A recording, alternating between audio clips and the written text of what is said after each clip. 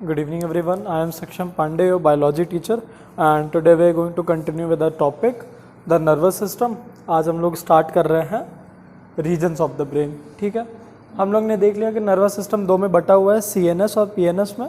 ठीक है, CNS मतलब सेंट्रल नर्वस सिस्टम और PNS मतलब हाँ, CNS में क्या क्या आ जाता है? Spinal cord. ठीक है, और PNS में क्या क्या आ जाता है? तो आज यही सब हम लोग ख़त्म कर लेंगे. ठीक है, उन दोनों को पास कर दो. ये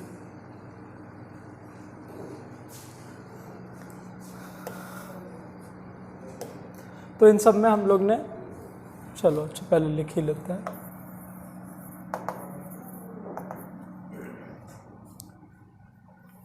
लेक्चर 36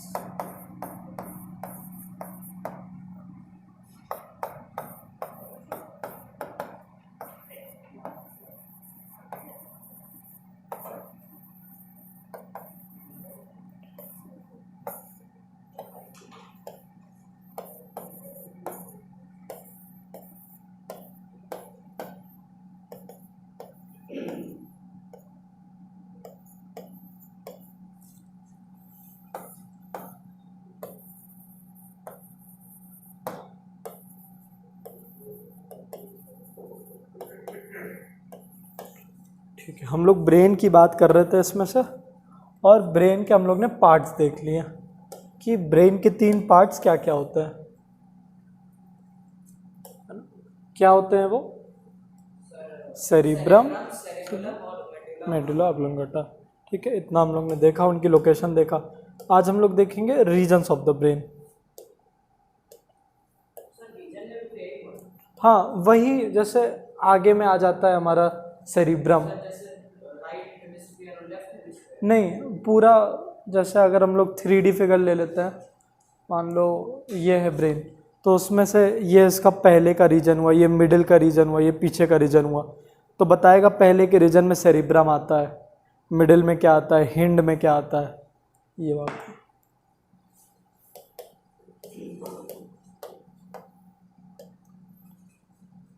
वाईफाई ऑन है ना? हाँ ऑन.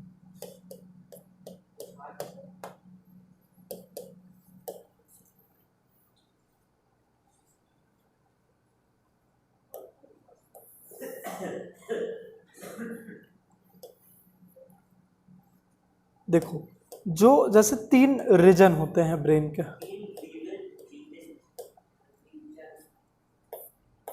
एक होता माता फोर ब्रेन, एक मिड ब्रेन. हाँ, इसमें नहीं बताया है. फोर ब्रेन हमारा ये हो जाएगा पूरा.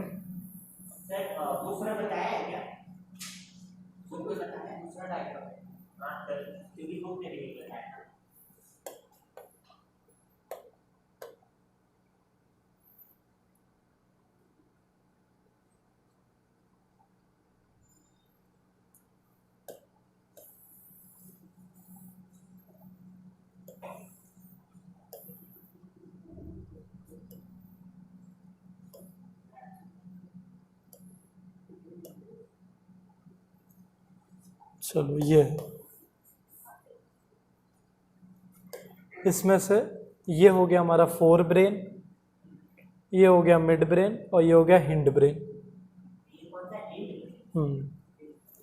Mid brain, hind brain. देखो, फोर ब्रेन में हमारा आ जाता है सबसे पहले तो सेरिब्रम, और सेरिब्रम का काम वही चलेगा जो पढ़े हो तुम लोग. हाँ,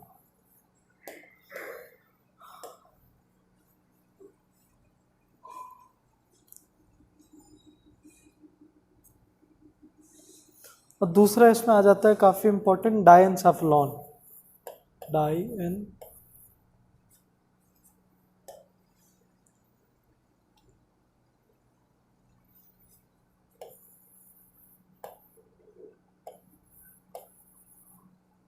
डायएन्सेफेलॉन क्या करता है? इसमें 2 रीजन्स होते हैं. एक होता है थैलमस, और एक होता है हाइपोथैलेमस।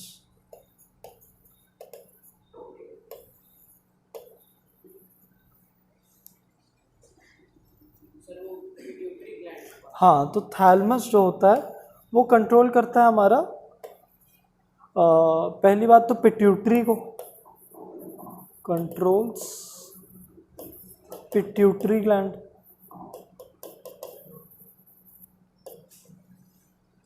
और ये कंट्रोल करता है हमारे बॉडी टेम्परेचर को। अरे सॉरी,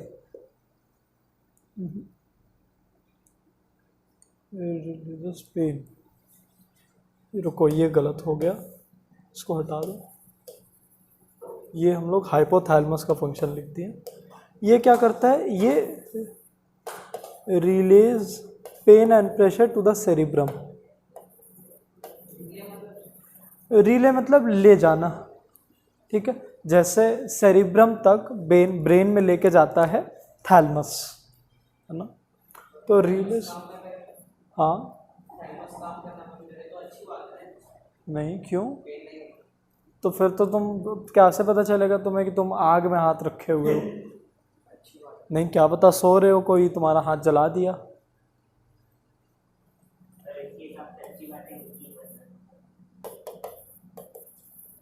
अच्छा, तुम फोन क्यों चला रहे हो?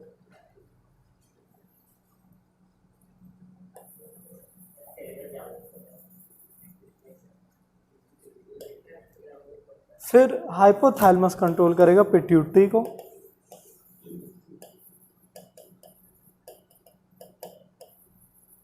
और बॉडी टेम्परेचर को,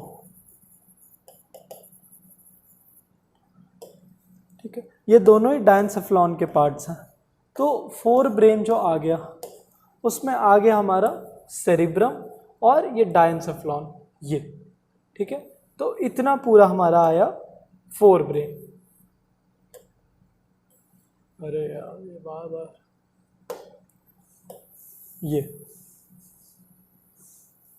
इतना पूरा पार्ट हो गया हमारा फोर ब्रेन का, ठीक है। फोर ब्रेन में कितने पार्ट आ गए हमारे, सेरिब्रम और डायनसेफ्लॉन। डायनसेफ्लॉन में भी दो, थैलेमस और हाइपोथैलेमस। फंक्शंस याद होना चाहिए।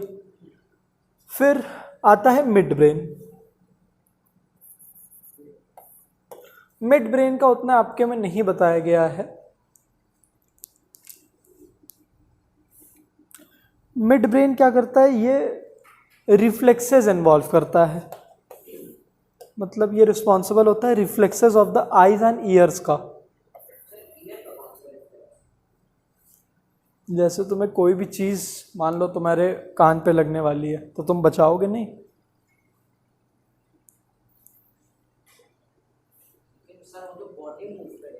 इंटरनल रिफ्लेक्स भी होता है।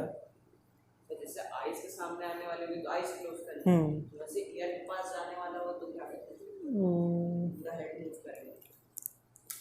हाँ, ईयर खुद तो नहीं कर पाएगा move, year will be movable, हाँ, लेकिन तब भी रिफ्लेक्स तो उसका लाता है। जैसे सारे बॉडी पार्ट्स का अपना अपना रिफ्लेक्स एक्शन होता है, तो ऐसे ईयर का भी बोलते हैं कि होता है ना? तो reflexes of the eyes and years, mid brain ये किया। फिर हिंड ब्रेन हमारा कंप्राइज करेगा सेरिबेलम को और मेडुला ऑब्लोंगेटा को।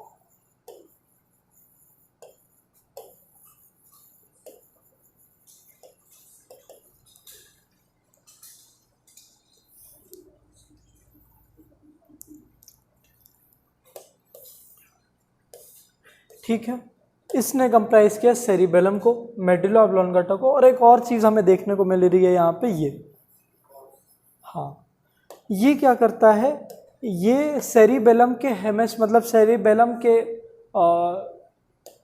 जो हेमिस्फीयर्स हैं, इन दोनों को कनेक्ट करता है। नहीं, सेरिबेलम को कोई हेमिस्फीयर नहीं, सेरिबेलम के जो पार्ट्स हैं उसके ही इम्पल्सेस को इधर उधर ले जाने में मदद करता है, और एज अ सेपरेशन भी काम करता है। इन सब के बीच में सेपरेशन भी लाता है, सेरिब्रम के, सेरिबेलम के और मेडुला ऑब्लोंगेटा के, इन सब के बीच में सेपरेशन भी यही लाता है। बोलो कुछ आगे।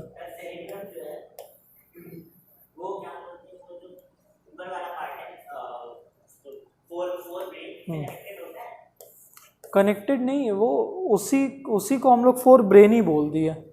वो कोई पार्ट नहीं है तुम्हारे ब्रेन में, तुमने उसी को लेबल किया है। जैसे पूरी सिटी को बोल नहीं देते ये सिविल लाइंस का इलाका है, तो वैसे ही ब्रेन में भी ऐसे ऐसे 3 लोकेशन बता दिए हम लोग।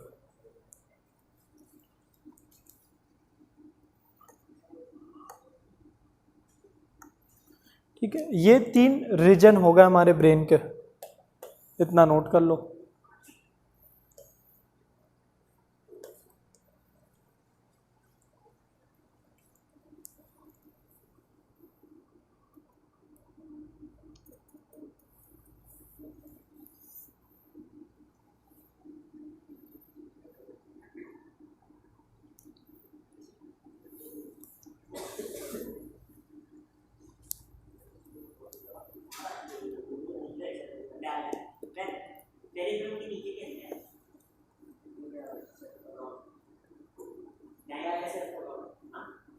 डाइएन्सेफलॉन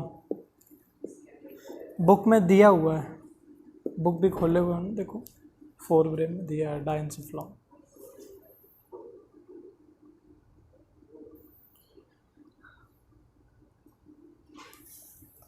चलो, अब दूसरा पार्ट होता है सीएनएस का, स्पाइनल कॉर्ड।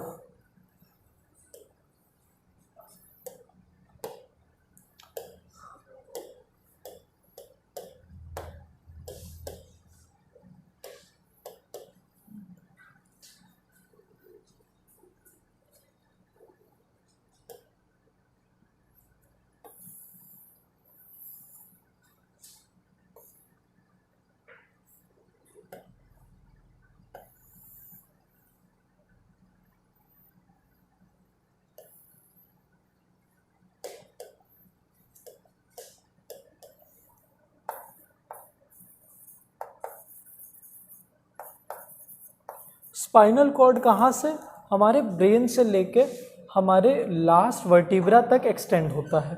ठीक है, हाँ, कॉकिक्स तक, जैसे लास्ट वर्टिब्रा हमारा कॉकिक्स होता है, वहाँ तक ही, मतलब सेकंड तक कॉकिक्स तक ये रहता है। जैसे ब्रेन से स्टार्ट हुआ और ये कॉकिक्स तक आया। ठीक, लास्ट वर्टिब्रा होता है आपका ये लास्ट वर्टिब्रा, ये जो मैंने बनाया ना, यही है कॉकिक्स। ये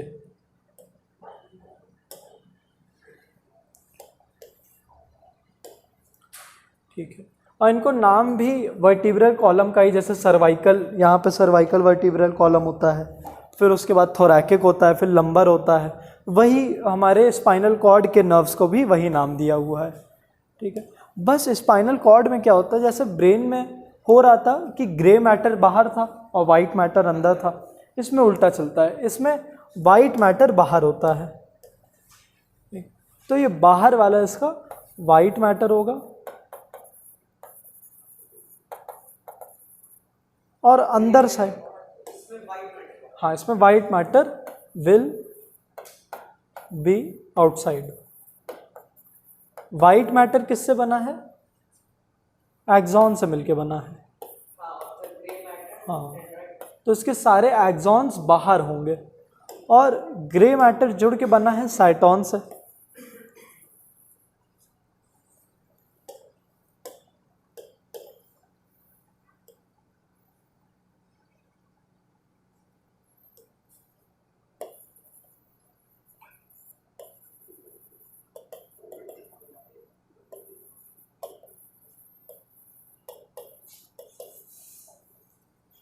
तो मतलब साइटोन सारे अंदर होंगे। ठीक है, ये एक पॉइंट ऑफ डिफरेंस आता है इन दोनों के लोकेशंस में। अब इसका काम भी क्या होता है, ब्रेन तक मैसेजेस लेके जाना। ठीक है, कुछ मैसेजेस लेके जाता है, और इसका फंक्शन होता है रिफ्लेक्सेस में मदद करना, है ना। जितने भी हमारे बिलो द नेक के सारे रिफ्लेक्सेस होते हैं बॉडी पार्ट्स के, वो हमारे स्पाइनल कॉर्ड करता है, और अबव द नेक के जितने भी होते हैं वो सारा ब्रेन करवाता है। हाँ, इनवॉलेंट्री एक्शंस भी आपके कंट्रोल करेगा। इसके फंक्शंस आए तो लिख भी लो, पहले तो लिख लो इस पे कि extends from the medulla to the whole length of the backbone.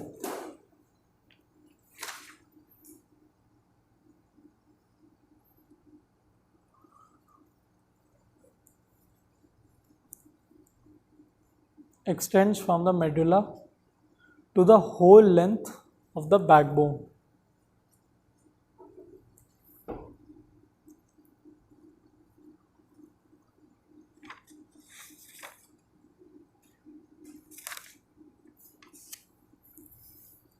फिर ये वाइट मैटर ग्रे मैटर वाला लिख लो।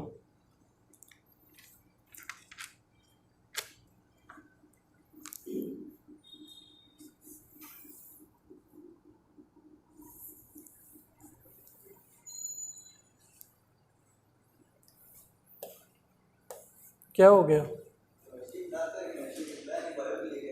अच्छा तो फिर बायो में ही बैठ जाओ।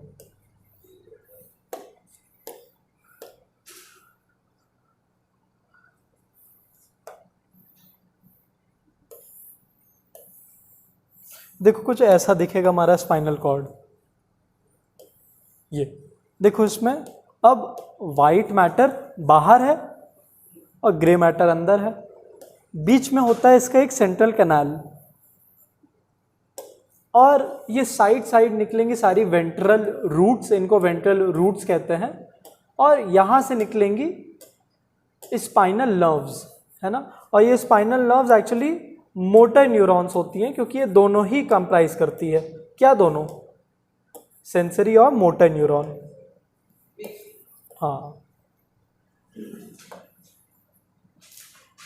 तो ये पूरा आएगा। अब देखते हैं कि ये स्पाइनल जो कॉर्ड है ये कैसे मदद करती है एक रिफ्लेक्स एक्शन में। तो उसी को समझने के लिए हम लोग एक रिफ्लेक्स आर्क समझेंगे। जैसे होगा क्या कि चलो अच्छा दूसरा डायग्राम की जगह इसी में ले देते हैं। मान लो यहाँ पे तुम्हारी एक रिसेप्टर मसल है, ठीक है। मान लो ये फिंगर टिप है और ये है हमारी रिसेप्टर। रिसेप्टर पे लगाई हम लोग ने एक पिन लगाई। अब देखो ब्रेन कैसे आइडेंटिफाई करता है जो तुम्हारा सेंसेशंस को पेन से, मतलब कभी कभी तुम चीज़ों को छू के नहीं हाथ हटाओगे, जैसे मैं इसको छूँ तो नहीं हटाऊंगा, पर ये गर्म हो तो हटा लेंगे। तो कोई भी चीज़ जब एक्सट्रीम चला जाती है ना, जैसे एक्सट्रीम अगर वो एक्सट्रीम डिग्री ऑफ उसमें हॉटनेस है, एक्सट्रीम डिग्री ऑफ प्रेशर वो मेरे हाथ पे लगा रहा है, तो उससे हटा लेता है ब्रेन, मतलब तुम्हारा वो बॉडी पार्ट हटा लेता है, ठीक है। तो अगर कोई चीज़ चुभाता है तुमको तो वो एक्सट्रीम प्रेशर है क्योंकि सरफेस एरिया बहुत कम है। तो इतने ही प्रेशर पे फिर अब वो क्या करेगा, एक रिफ्लेक्स करेगा क्योंकि एकदम क्विक होना चाहिए। तो ये पिन चुभी, अब होगा क्या, यहाँ से एक न्यूरॉन लेके आएगी यहाँ तक, ठीक है, एक्चुअली यहाँ तक। तो अब वो कौन सी न्यूरॉन होगी? वो एक सेंसरी न्यूरॉन होगी, ठीक है। तो एक सेंसरी न्यूरॉन ये काम की,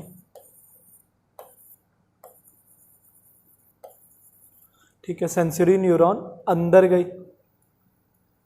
और ग्रे मैटर तक गई। यहाँ पे आएगी एक एसोसिएशन न्यूरॉन, ठीक है। एसोसिएशन न्यूरॉन ये बनेगी,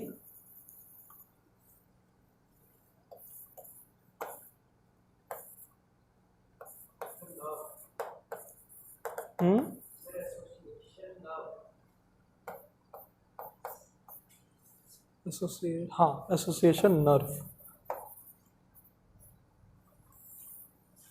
और यहाँ से अब ये एक्सटेंड होगी यहाँ तक, फिर यहाँ से जाएगी और अब यहाँ से एक मोटर न्यूरॉन लेके जाएगी फिर से इफेक्टर तक।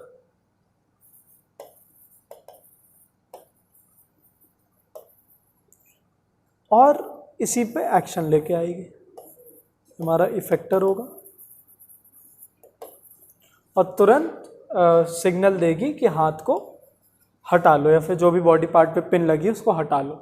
अब उसमें से ये जो चेंज आएगी इसके बीच में गैंग्लिया भी आएगा, ठीक है, क्योंकि ये तो सारे एक्सॉन्स हैं, तो सारे साइटॉन्स एक ही जगह बंद हो जाते हैं, तो वहाँ पे उसको हम लोग गैंग्लिया कह देते हैं। गैंग्लिया जानते हो ना क्या होता है? अरे जैसे हम लोग ने देखा है कि जब न्यूरॉन चलती है तो वो सारी एक्सॉन्स को ही साथ में लेके चलती है ना, चेन ऑफ एक्सॉन्स बन जाता है। तो जो साइटॉन सारे बच गए वो एक जगह पे आ जाते हैं और उसी जगह को कह देते हैं गैंग्लिया। ठीक है, उसमें से फिर ये वाला वेंट्रल रूट हो जाता है और ये हमारी स्पाइनल नर्व हो जाती है। ये दोनों ही एक्चुअली स्पाइनल नर्व्स, क्योंकि इसी में ये इमर्ज कर रही हैं। जो भी नर्व्स स्पाइनल कॉर्ड में घुसती हैं उनसे एग्जिट करती हैं उन्हें स्पाइनल नर्व्स कहते हैं। ठीक है, जैसे ब्रेन में जो भी नर्व्स घुसेंगी या फिर वहाँ से निकलेंगी उन्हें क्रेनियम नर्व्स कहेंगे। ठीक है, वो अभी आगे आना है। चलो, एक रिफ्लेक्स एक्शन का ये तो डायग्राम हो गया, एक बना बनाया डायग्राम भी देख लेते हैं। और ये डायग्राम आता है, मतलब बोर्ड्स का ये क्वेश्चन है, तुमको डायग्राम दे देगा, उसमें बोलेगा बताओ क्या क्या है इसमें पार्ट्स। रिफ्लेक्स आर्क,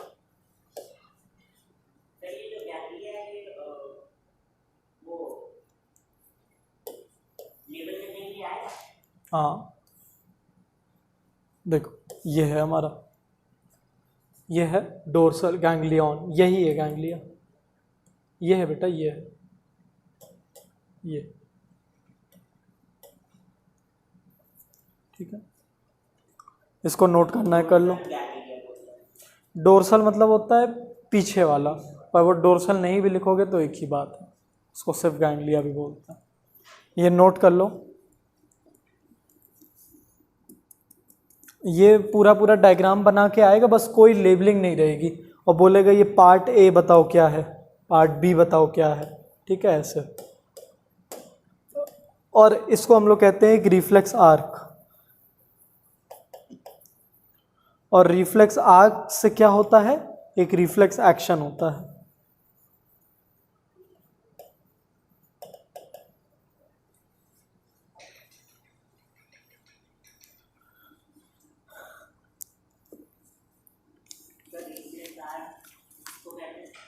ये पूरे डायग्राम जो है ना, जो जाना और फिर आना है, इम्पल्सेस के जाने और आने को, उसी को रिफ्लेक्स आर्क कहते हैं।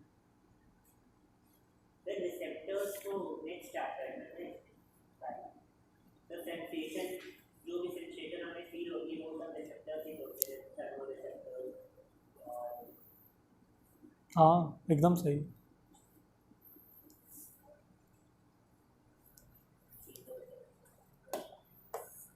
चलो, ये रिफ्लेक्स एक्शन हुआ।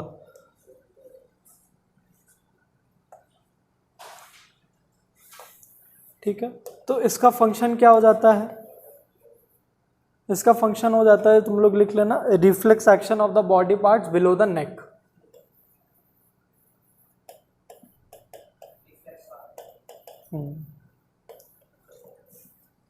और अबव द नेक वाला कौन करवाएगा? हाँ,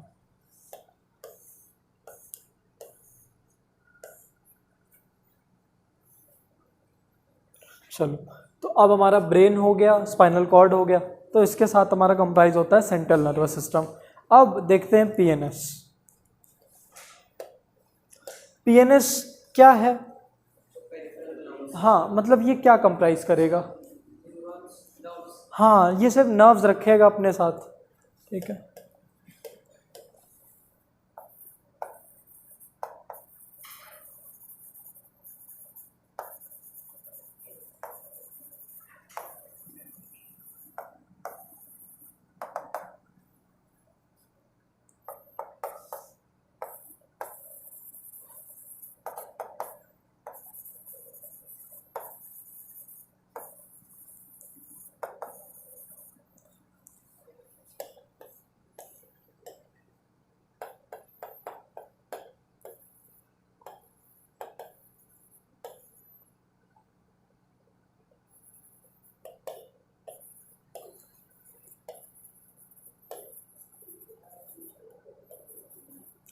अब सोमैटिक नर्वस सिस्टम में, सोमैटिक नर्वस सिस्टम किनको क्या कंट्रोल करते हैं, कि कैसी नर्व्स होती हैं?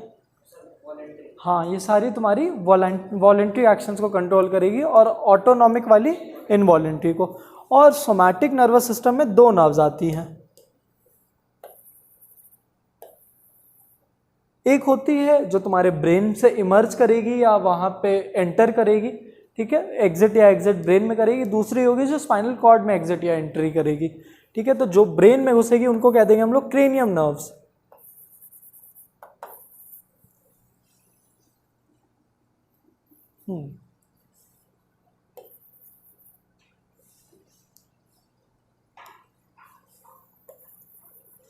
और जो स्पाइनल कॉर्ड में घुसेंगे उसको स्पाइनल नर्व्स।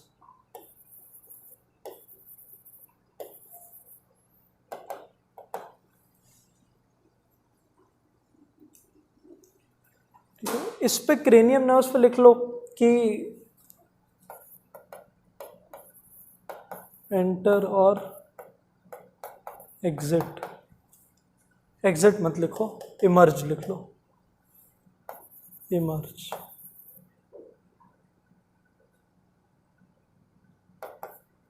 ब्रेन, ये 12 पेयर्स होती हैं। ठीक है, और इनका सेम लिख लो, एंटर और इमर्ज स्पाइनल कॉर्ड।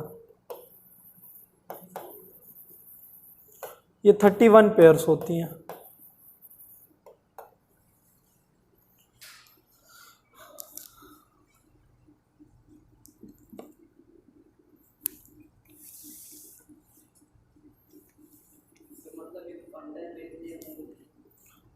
नहीं, 12 अलग अलग पेयर्स होती हैं ये। जैसे तो तुम मतलब जैसे तुम जो बंडल वाला कह रहे हो सही ही है, ठीक है, बंडल वाले ही है कि जैसे बंडल के अंदर ये 12 पेयर्स आएंगी, वही है मतलब।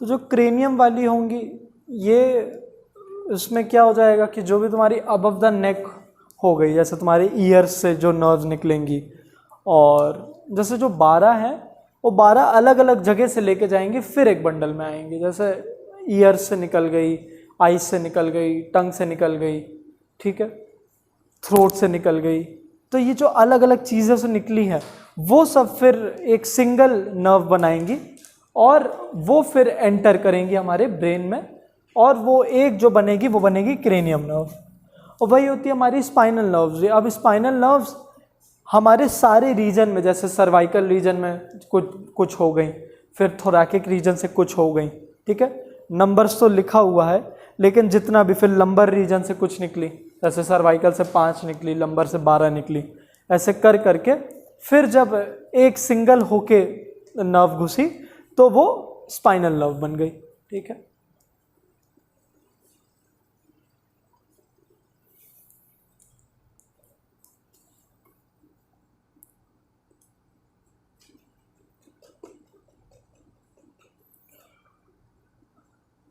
और हर spinal nerve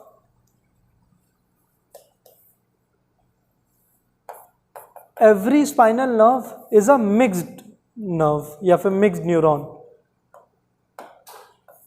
every spinal nerve has a mixed neuron. हाँ, दोनों को कंप्राइज करेगी ये।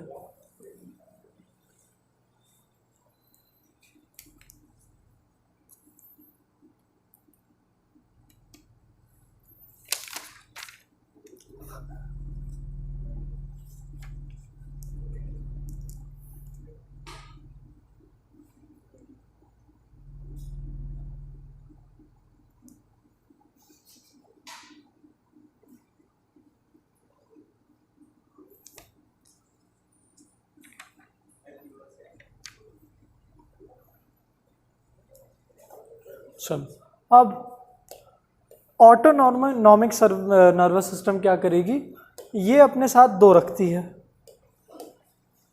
एक सिंपैथेटिक हो जाती है और दूसरी पैरासिम्पैथेटिक।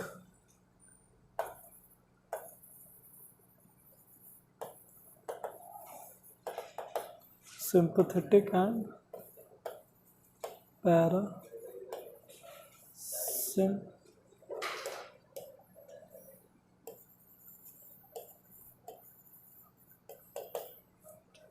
ये दो रखती है। और सिंपैथेटिक क्या करती है? सिंपैथेटिक नर्व्स जब कोई बहुत ही ज़्यादा तुम्हारी इमरजेंसी सिचुएशन आ जाती है, जैसे मान लो तुमने सांप वगैरह देख लिया, ठीक है, तो ये नर्व्स एक्टिवेट हो जाती हैं और ये नर्व्स से तुम्हारा काम करती हैं। जैसे बहुत तेज़ी से तुमसे बुलवाएंगे कि बचाओ सांप, या फिर भगाएंगी तुम्हें, ठीक है, तो ये तुम्हारी तब एड में आएंगी। और पैरासिम्पैथेटिक क्या करती है? ये मान लो अगर तुम्हारे साथ प्रैंक हुआ है कि तुम्हारे ऊपर फेंकी गई रस्सी, बोल दिया गया सांप, तो तुम अचानक से बोले अरे अरे सांप सांप, फिर उसके बाद बोले अरे नहीं सब बस रस्सी तो है, तो पैरासिम्पैथेटिक फिर तुमको अपने सेंसेस में लेके आएगी। तो जो घबराए हुए थे, चिल्ला रहे थे, अब तुम नॉर्मली बात करोगे, अरे भाई क्यों कर दिए ये, मैं तो डर गया।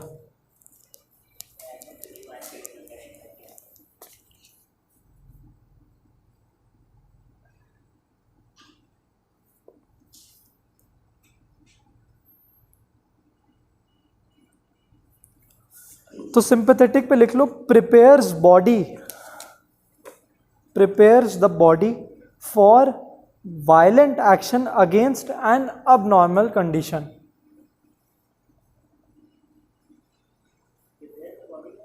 Prepares the body for a violent action in an abnormal condition. Abnormal लिख सकते हो या फिर इमरजेंसी लिख सकते हो।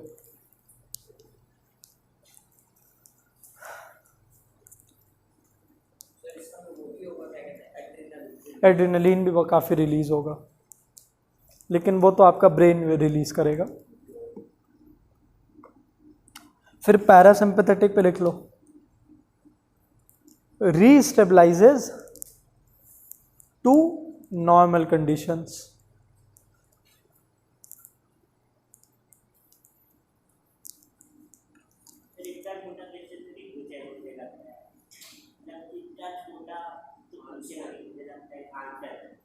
क्या नहीं पूछा? क्या मतलब? तो लोकेशन भी जाननी है, लोकेशन भी तुम्हें जाननी है। सिंपैथेटिक होता है आपके नेक और वेस्ट रीजन के बीच में, ठीक है, अराइज करता है आपका नेक से और रहता है आपके वेस्ट तक। वेस्ट कमर।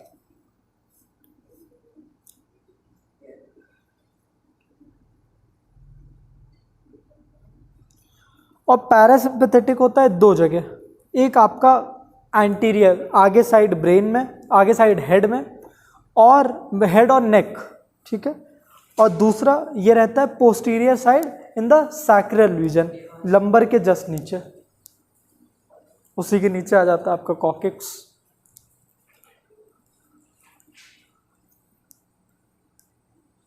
और जो सिंपैथेटिक नर्वस जो सिंपैथेटिक न्यूरॉन्स है वो स्टिमुलेट ही होते हैं एड्रेनलिन से।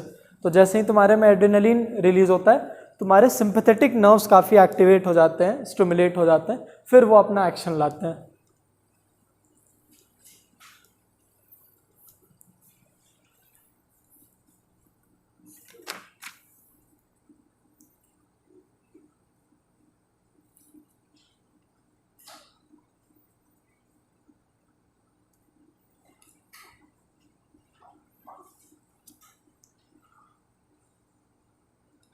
और जो ऑटोनॉमिक नर्वस सिस्टम है, ये बहुत ज़्यादा इन्फ्लुएंस होता है तुम्हारे स्ट्रॉन्ग इमोशंस से। जैसे तुम बहुत ज़्यादा खुश हो, गुस्से में हो,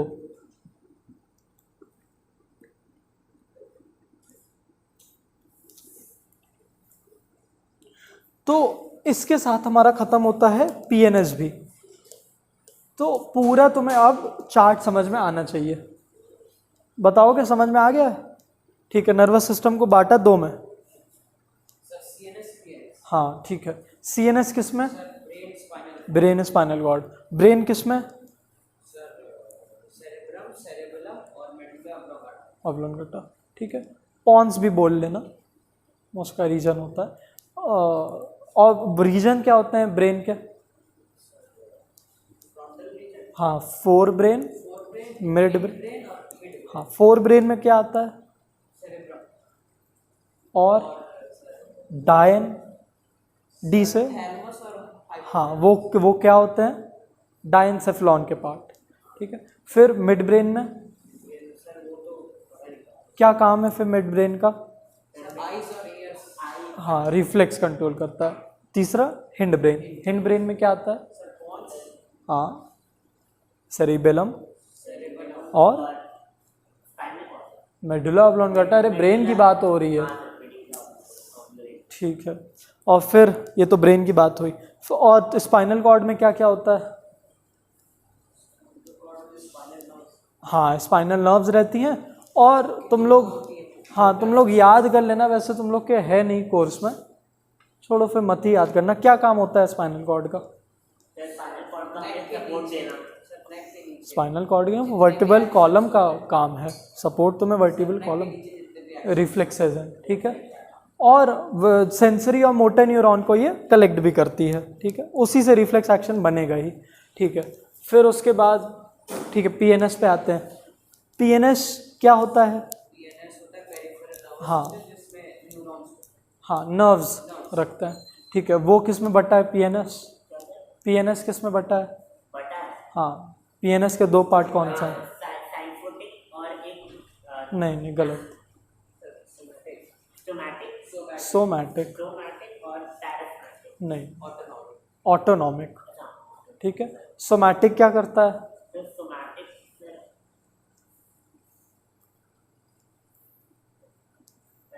वॉलंटरी एक्शंस कंट्रोल करता है। और ऑटोनॉमिक क्या करता है,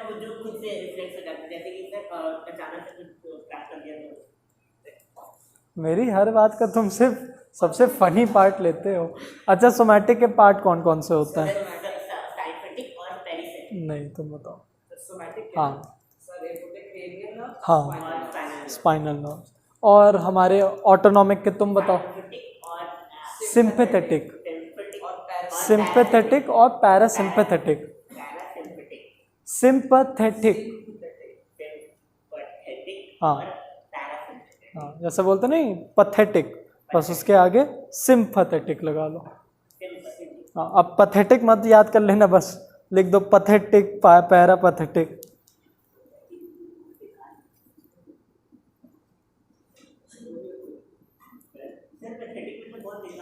जैसे तुम्हारे आंसर्स होते हैं, तुम्हारे आंसर्स में मैं बोल सकता हूँ पैथेटिक आंसर सूट करेगा।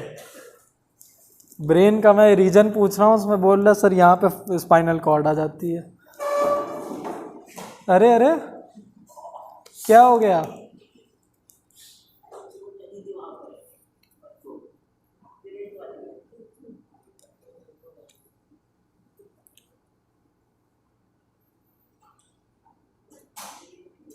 चलो कुछ जैसे कुछ होते हैं आपके रिफ्लेक्सेस जो वॉलेंटरीली आप लोग करते हो, जैसे आप लोग सबकॉन्शियसली, इसमें एक एग्जांपल दिया है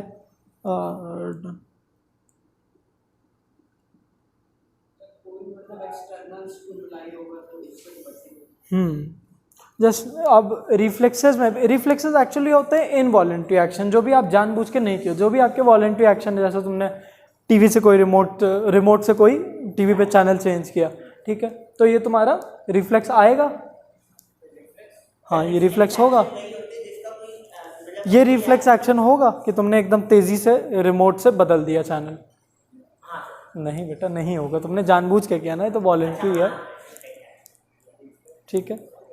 लेकिन अगर तुम्हारे मुंह पे रिमोट गिरने वाला है, तुमने आंख बंद कर ली, ये हाँ ठीक है, ये इनवॉलेंट्री था। तो वही इनवॉलेंट्री को कुछ बताया कि आंखों में कुछ गिरता है तो तुम्हारा तुरंत टीयर्स निकलने लगता है, तो ये भी एक इनवॉलेंट्री एक्शन है, तो ये भी एक रिफ्लेक्स है। जब बहुत ठंडी लगती है तो अपने आप ही शिवर करने लगते हो, तो शिवरिंग भी इसलिए होता है ताकि आपका वार्मथ आए। और जब बहुत ज़्यादा आप अंधेरे कमरे में जाते हो तो आपकी प्यूपिल्स डायलेट कर जाती है ताकि ज़्यादा लाइट अंदर घुसे, ठीक है। प्यूपिल्स डायलेट मतलब स्ट्रेच हो जाती हैं, रिलैक्स हो जाती हैं, दो चीज़ होता है ना, डायलेशन और कॉन्ट्रैक्शन, ठीक है। तो डायलेट खुल जाती हैं बड़ी सी, और वही धूप में होता है, जब आप धूप में जाते हो तो कॉन्ट्रैक्ट भी कर जाती है, वो भी एक रिफ्लेक्स एक्शन है। अब रिफ्लेक्सेस और वॉलेंट्री एक्शन में डिफरेंस याद कर लेना तो बहुत ही सिंपल है।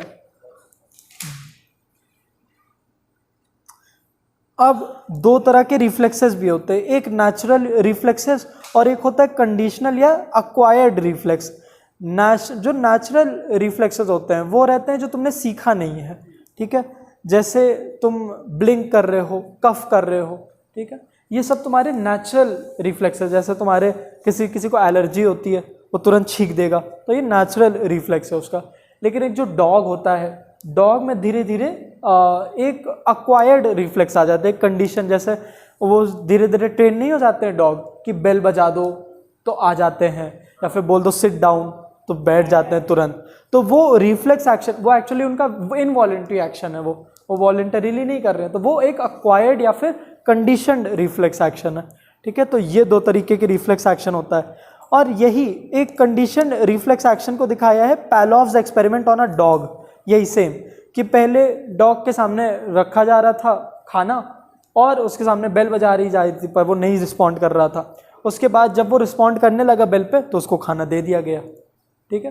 तो ऐसा जब करते रहे तो डॉग्स को ऐसे ही ट्रेन ही किया जाता है, कुछ भी करो वो कर दिया, उसको ट्रीट दे दो, तो वही उसने किया। तो यही था पैलोव्स एक्सपेरिमेंट, ठीक है, एक्सपेरिमेंट ऑन अ डॉग। बहुत सिंपल है। अरे क्या दिक्कत है इसमें याद करने में, आ गया तो बहुत अच्छी बात है ही क्या, 4 इमेजेस ही हैं, इसको याद कर लो बस। कुछ जो कॉमन रिफ्लेक्स होते हैं वो आपका जैसे क्लोजिंग ऑफ आईलिड्स हो गया, विड्रॉल ऑफ हैंड, जैसे यहाँ पे कुछ नोकीला रखा है मेरा, ऐसे विड्रॉ, तो ये सब आपका नॉर्मल इनबॉर्न, ठीक है, नेचुरल रिफ्लेक्स है आपका। और जो कंडीशनड रिफ्लेक्सेस हो गया है, अब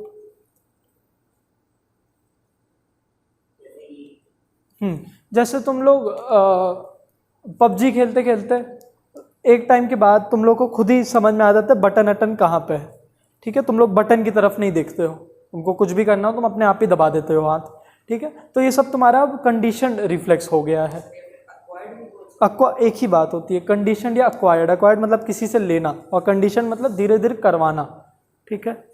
और जैसे तुम लोग कोई म्यूजिकल अगर इंस्ट्रूमेंट बजाओ तो एक टाइम के बाद तुम इंस्ट्रूमेंट की तरफ देखोगे नहीं, तुम आंख बंद कर लोगे या कहीं और देखोगे तब भी उसको बजाओगे, तो ये भी एक कंडीशनड है। स्टेज से उतरना, बॉल कैच करना, बॉल की तरफ देख नहीं रहे हो, बस उधर देखे और ये पकड़े, इधर नहीं देखे, हाँ, वो तो एक वॉलेंटरी एक्शन है, वो सब तो तुम देख रहे हो। लेकिन हाँ कुछ जैसे नहीं, वॉलेंटरी मतलब पूरी तरफ से तुम उसको देखते रह गए ये, लेकिन कभी कभी कैचेस होते हैं कि तुमने बस इतना देखा और ये कर लिया, ऊपर नहीं। पर बैडमिंटन अगर हाँ ये सब है कि बैडमिंटन तुम ऐसे बैक स्मैश मार रहे हो बिना देखे, तो वो भी हाँ एक कंडीशन रिफ्लेक्स है। किसी भी चीज़ को तुम बहुत रिपीटेटिव चीज़ों में कर रहोगे ना, तो वो एक तुम्हारा कंडीशन रिफ्लेक्स बन ही जाएगा।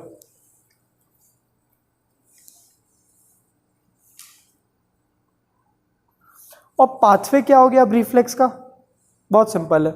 स्टिमुलस आएगा, रिसेप्टर उसको लेगा, सेंसरी न्यूरॉन लेके जाएगा ब्रेन या स्पाइनल कॉर्ड तक, ठीक है। फिर ब्रेन या स्पाइनल कॉर्ड से मोटर न्यूरॉन निकलेगा, इफेक्टर तक लाएगा और एक रिस्पॉन्स होगा। समझ में आया? तो बड़ा सिंपल है मगर आता है।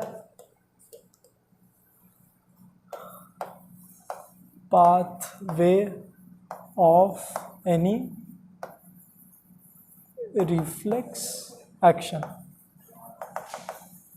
सबसे पहले एक रिसेप्टर आएगा, अरे एक स्टिमुलस आएगा। स्टिमुलस जानते हो ना? हाँ, कुछ भी टच हो सकता है, टच नहीं भी, आपका ये हीट भी हो सकता है। ये स्टिमुलस आया, इसको रिसेप्टर ने कैच किया,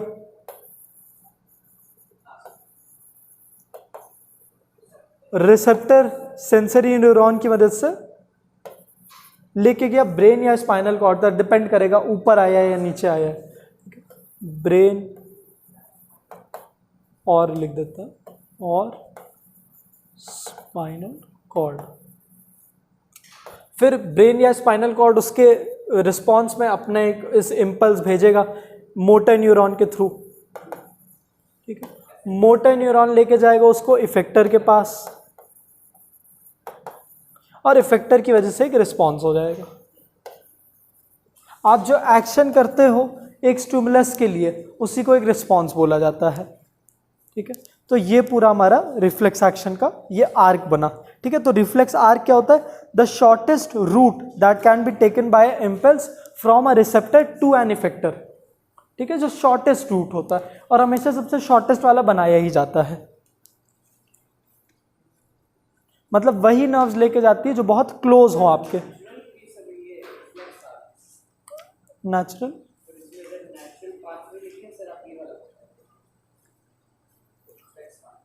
मैंने नेचुरल कहाँ लिखा है? नहीं सर, वो pathway of nervous pathway in reflexes है। आप ये बता रहे हैं ना? हाँ, रिफ्लेक्स आर्क बता रहे, तो तुम्हें क्या जानना है? ये तो बता दिए ना, दिखाओ।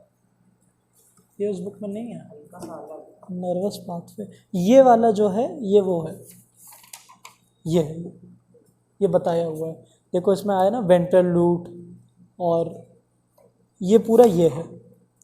ठीक है, ये नर्वस पाथवे है, और ये वाला जो बता रहा हूँ ये रिफ्लेक्स आर्क है। ठीक है, क्या होगा? हाँ बेटा, वो जो पहले किया था ना वही है। अरे वाह, पूरा स्केच वच करके दिए हो तुम।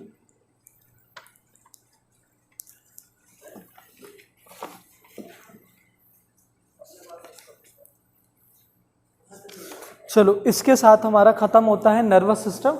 अब हम लोग अगले क्लास में स्टार्ट करेंगे sense organs. Eyes and year पे अब हम लोग को स्टार्ट करना है।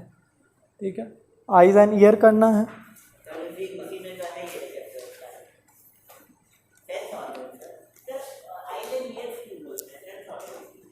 सेंस ऑर्गन ही बोलते हैं ना, मैंने क्या बोला? सेंस ऑर्गन्स करना है, हाइफन आइज और ईयर्स। मैंने इसलिए बोला क्योंकि नोज नहीं करना, टंग नहीं करना है।